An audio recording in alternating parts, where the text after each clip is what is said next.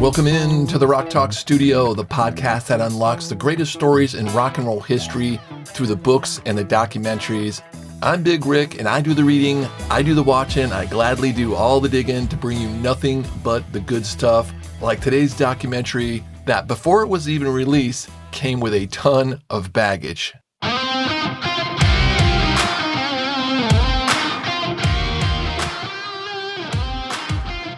Okay, I'm going to jump right into the controversy around this documentary because it's thick and it does need to be addressed. And then I'm going to talk about how really good the documentary is.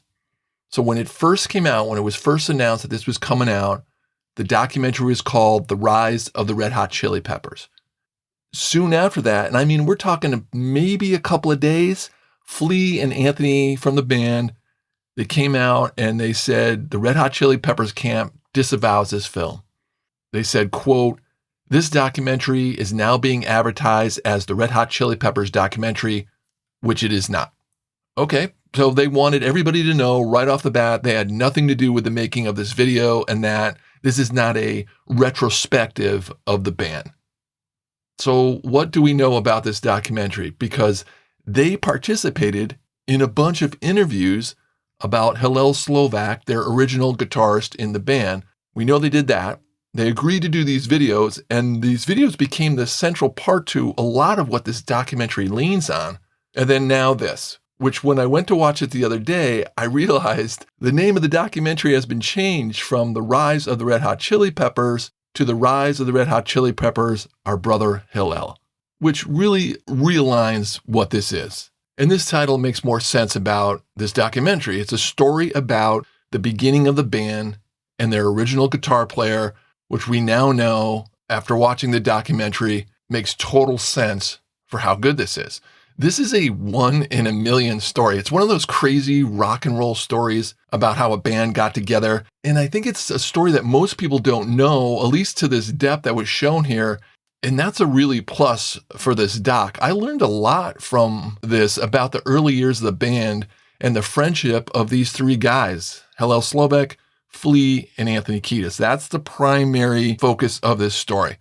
This doc comes with a ton of footage of the early years, and it looks at the band's formation right up to the Blood Sugar Sex Magik album. So I don't think it's a spoiler here to say that Hillel Slovak died of a heroin overdose, and it's right up to a little bit after his death. I think most of us know that. So that's the main time frame of the documentary. A ton of early footage, really great early footage, and a lot of, they use a lot of montage of clip pictures and art, and they interject from Hillel himself reading from his diary. Now, I got to put a pause on this one for a second because I need to let you know that this is an AI-generated voice that they used of Hillel for reading his actual diary. And the first time he was reading from his diary, I kind of felt it. It started happening in the doc, and I thought of, where did they get the audio of him reading his diary? So you get the AI-generated, and I am not going to get too crazy on that here either. If you either care for it or you don't. Personally, I didn't like it here. I would have passed on that and maybe just put the words up on the screen because his diary is good. And it lends a lot to his side of the story, which this is what the documentary is about and which it focuses on. But the AI thing just didn't work for me there. There would be no Red Hot Chili Peppers if it wasn't for Hillel Slovak. How many people know that? And how much has that been explored to the depth of the way it's explored in this documentary? To me, that's what I really enjoyed about this. It's Hillel getting his moment, which he really deserves. And it's a really cool exploration of his talent and really how wonderfully creative he was.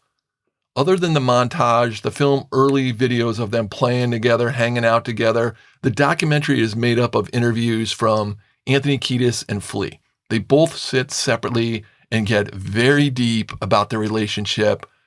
Flea, on a couple of times, tears up and he gets really deep when he talks about his relationship. And you can tell that Hillel has changed Flea's life. I mean, he mentions it numerous times, and it's cool to watch Flea talk. I mean, the guy is really expressive, and he's heartfelt, how he discusses how him and Hillel and Anthony grew up, how they were brothers together in Hollywood, and how they just became this unit and ended up coming together to play music. Really cool moments about the first time they played together. Hillel was a musician from the beginning, and then came Flea, and then finally Anthony. And that first moment is captured here on video, and the club just blows up from the first time Anthony joins them. And Flea actually called it the greatest musical event of his life was when the first time the three of them played together. Another addition to what you get here is that Hillel Slovic's brother James, he served as the co-producer. The film is directed by Ben Feldman. James was deeply involved in the project, as was his family, which gave the okay to use the AI-generated voice. And I think a lot of the really cool family stuff about Hillel, the personal stuff, is in there because of the inclusion of James in the family. This is a rock doc that features all you need to know about how the band was formed and, unfortunately, how drugs ate away at it and then eventually took the life of Hillel. But it's also a real coming-of-age story. It's worth watching for anyone who wants to understand that chaotic, deeply human bond that shaped the early Red Hot Chili Peppers. It's more than a band documentary. It's about misfit friends, creative obsessions, and the chemistry that changed these guys' lives.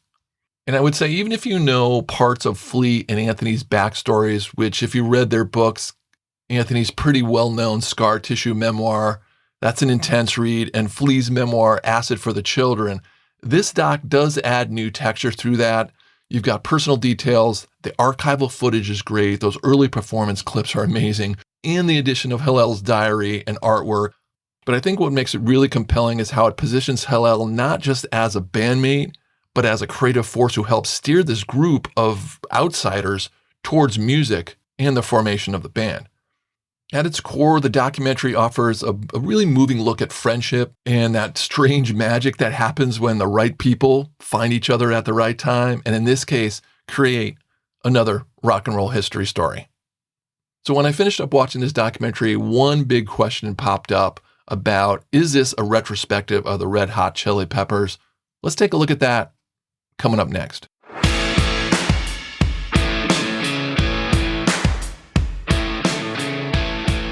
Some quick book buzz and documentary news for you before I jump into that one big question about the Red Hot Chili Peppers documentary. Do you know there's a new Billy Idol documentary out? Just came out. Do you know Ann Wilson's got a documentary coming out? What about Los Lobos? What about Iron Maiden? All this information, I gather, can be found in one place, and that is my newsletter. Right now, my newsletter is free. The subscription is totally free. I'll put a link in the show notes. Just go ahead and click on it. It comes out once a month, and it keeps you up to date on this type of information about all the news, new releases of the books, the documentaries, all that great rock and roll stuff. You can get my newsletter for free. Hit the link in the show notes, and I'll hook you up. All right, let's look at that one big question about this doc. One thing I didn't mention, and that's the current Peppers guitarist, John Frusciante, who replaced Slovak, factors heavily in the film's final chapter. And to me, that wraps this thing up perfectly. You get the story of the band right up to a little bit after Blood, Sugar, Sex, Magic, the album, where Frusciante said that he was having trouble finding his sound with the band until he totally decided to play like Hillel. And he started channeling Hillel, and since then, he decided, hey, this is Hillel's band from the beginning. I'm going to play like Hillel as a tribute to Hillel. And it became a very interesting point at the end of the documentary. So is this a retrospective of the band?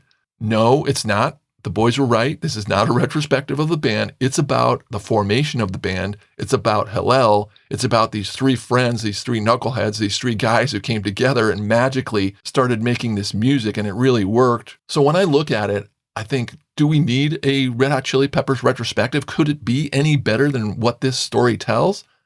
I don't think so. This was done really well. It was an important story that needed to be told because it is the Red Hot Chili Peppers story right here. You've got it all with this new documentary, The Rise of the Red Hot Chili Peppers, our brother Hillel.